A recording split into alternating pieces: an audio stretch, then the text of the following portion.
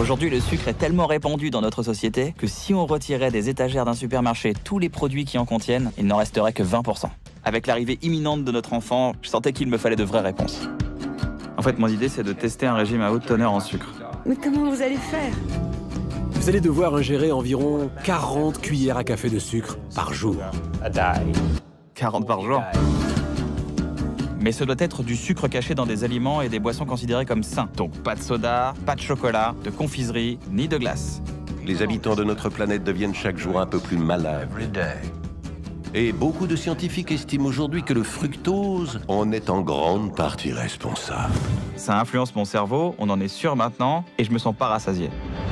L'industrie sucrière a mis en avant l'idée que toutes les calories se valent entre elles, alors qu'en réalité, elles n'ont pas le même impact sur l'organisme et n'ont jamais eu le même rôle.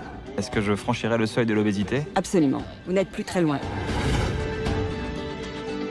Tous les sucres, le sucre brun, le sucre blanc, le jus de fruits concentré à base de jus de fruits, ont tous les mêmes effets sur la santé. Je me sens pas super bien aujourd'hui. Je suis pas aussi efficace qu'avant. Alors les fonctions mentales deviennent instables. C'est le signe d'un foie qui devient gras. C'est la première fois que je vois que ça peut se développer en 2 ou 3 semaines seulement. Quand vous entrez dans un supermarché, filez directement au rayon des légumes, sans faire de détour par les autres allées.